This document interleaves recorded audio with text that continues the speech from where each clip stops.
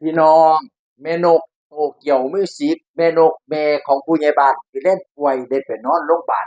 ใส่ออกซิเจนแฮงอยู่แยงหูดังใส่น้ำยาพร้อมอืมจักเป็นหยังแม่สิวิ่งสิเวียนสิบ่มียามีแฮงก็บ่จักเนาะเห็นโพสต์ก่อนหน้านี้แล้วนอนอยู่ในห้องแล้วก็บอกว่าขอตัวนอนเว้นจ้าพะนะว่าคือสิมีให้หลายเติบเป็นดิ่งเป็นสารบาดสารมิงก็บ่จักอีกมื้อหนึ่ง วินหัวคักสั่นกลุ่มยาดมแล้วก็วินหัวคักลูกเฮ็ดประกันให้อยู่จ้าบ่เป็นหยังว่าซั่นว่าน่ะอืมหลังจากนั้นก็มาโพสต์ว่านอนโรงบาลคักๆว่าซั่นผู้ดังนี่ก็แอออกซิเจนแล้วก็มีน้ำยาห้อยต้องต้อนอยู่นอนอยู่โรงพยาบาลขอนแก่นลามพะนะว่าปกติเป็นผู้แข็งแรงดีดีดดองๆอยู่เป็นแม่บ้านให้ลูกให้เต้าดูแลในเรือนในชั้นในออฟฟิศแม่นเลาเบิ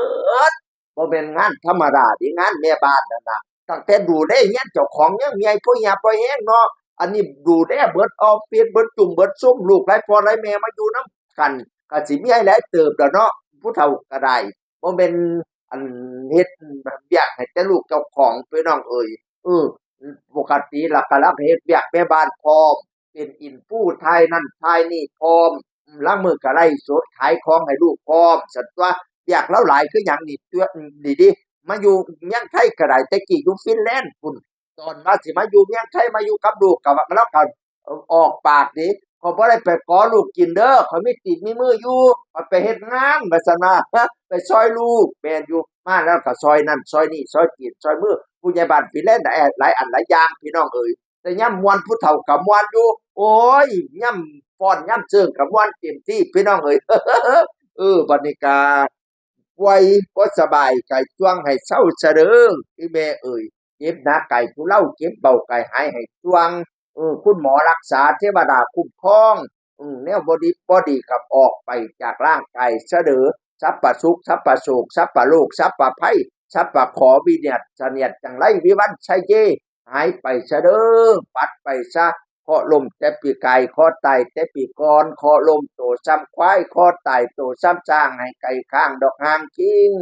ปัดไปเสด้อโตมันฝังในหูคอโตมันงอในหูดินโตลอยกินสิ้นตอนปัดไปเสด้อเคาะเก็บแขงอย่างทรายใหญ่มาใส่ทั้งหัวเคาะเจ็บทั้งหลังเจ็บทั้งหน้าเจ็บทั้งแขนทั้งขาเก้ากะงอน วัดไปเสด้อโตมันจกกินตับโตมันจับกินปอดโตกอดกินบีมามวัดไปเสด้อไอ้สว่างให้เศร้าซะ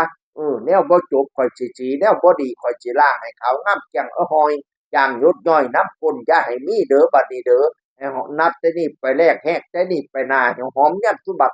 ให้หอมทุกบัดเอ้ยแนวให้ได้ให้อย่าสุมาเป๋อแนวใดอย่าสุมาเปลี่ยนบัดนี้เนี่ยให้สอให้ใช้ซะ อุ้ยอ้ายก็ว่าไปเยี่ยมอุ้ย